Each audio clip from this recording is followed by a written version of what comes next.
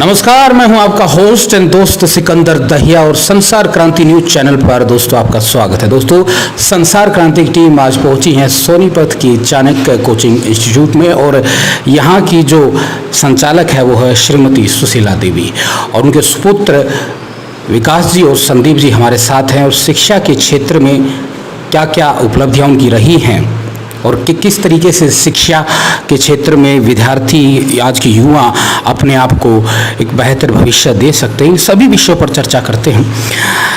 विकास जी, बहुत स्वागत है आपका संसार क्रांति न्यूज चैनल पर और संदीप जी आपका भी। हम शिक्षा पर बात करने आपके पास आए हैं। सबसे पहला सवाल यही है कि आज के जो नौजवान बच्चे हैं स्कूल से निकलते हैं तो सबसे पहले उनके पास चुनौती यही होती है कि वो किस क्षेत्र में जाएं। तो आपको क्या लगता है कि अपने आप को उनको गाइड करने के लिए या खुद का अपना मार्गदर्शन एक विद्यार्थी कैसे कर सकता है, इस विषय पर आपका क्या कुछ कहना जानना चाहिए? मेरे हिसाब से सर, जब 12th पास करने के बाद एक स्टूडेंट स्कूल से निकलता है ना, उसके पेरेंट्स के लिए भी और उसके लिए बहुत सारी समस्याएं होती है किस फील्ड के अंदर जाए। तो मेरे हिसाब से सबसे पहले उसका जिस चीज़ में इंटरेस्ट होता है उस चीज़ की तरफ उसको जाना चाहिए। आज जहाँ पर वेल डिसिप्लिन हो और सफल व्यक्तियों का जहाँ पर उसको मार्गदर्शन मिल सके, जो समय समय पर उनकी समस्याओं को हल कर सकें, उनको एक अच्छी तरह से गाइड कर सकें। अगर वो इसी तरह के नेतृत्व में 1 या 2 साल तैयारी कर जाएंगे तो मेरा ये मानना है तो भविष्य के लिए वो बेहतर नागरिक भी बन जाएंगे और उनको सरकारी नौकरी भी मिल सकती है। बिल्कुल बिल्कुल। अगर जो विद्यार्थी हैं, जो युवा हैं, फोकस करें एक ही चीज़ पर तो निश्चित रूप से वो सफल हो सकते हैं, ये कहना है विकास जी का। संदीप जी, हम आपसे जानना चाहेंगे कि कुछ विद्यार्थी जो है बीएड भी कर लेते हैं, जेबीटी भी कर लेते हैं, बहुत सारे कोर्सेज कर लेते हैं, लेकिन आखिर तक उनको ये पता नहीं लग पाता कि उन्हें किस फील्ड में जाना है। इस विषय पर आपसे हम जानना चाहेंगे कि ऐसे में विद्यार्थी क्या करे। ऐसे में मेरा मानना है कि कई बार बच्चा बीएड भी कर लेता है जी, लेकिन उसको प्रॉपर पता ही नहीं होता कि उसका सब्जेक्ट कॉम्बिनेशन क्या है जी। वो भी एक उसकी गाइडेंस के पेरेंट्स की अवेयरनेस नहीं होती।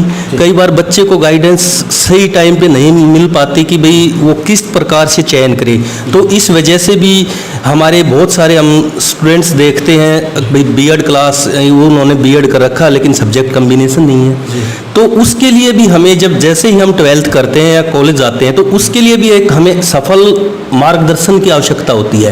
वो मार्गदर्शन पेरेंट्स को ना पता होते हुए कोई जो जिस फील्ड में गया हुआ है वो उसको अच्छी तरह से बता सकता है। तो मेरा मानना है कि बच्चे को अगर कोचिंग ना करनी और ग्रेजुएशन या बीएड करनी है तो उसके लिए भी उसने एक सफल अध्यापक की आवश्यकता होती है और उसका मार्गदर्शन उसको अवश्य लेना चाहिए। जी बिल्कुल बिल्कुल, एक सफल अध्यापक की आवश्यकता होती है और उसका मार्गदर्शन जरूर लेना चाहिए। विकास जी, मैं आपसे जानना चाहूँगा कि आपकी ये जो माता जी जो चला रही हैं इंस्टीट्यूट, चाणक्य इंस्टीट्यूट, बहुत अच्छी बात है कि जो युवा हैं जो यहाँ से पढ़ाई करके अपना करियर बना रही हैं। मैं आपसे जानना चाहूँगा क्या क्या फैसिलिटीज़ हैं आपके यहाँ पर और किस तरीके से अब तक की आपकी उपलब्धियाँ रही हैं? हमने ये स्टार्ट किया सर, सबसे पहले लड़कियों के लिए हमने फ्री कोचिंग से स्टार्ट किया था। ये अब भी हम बीच बीच में ऐसे चलाते रहते हैं। मेरी माता जी का यही था कि भाई लड़कियां पढ़ के आगे हर क्षेत्र के अंदर जाएं जी।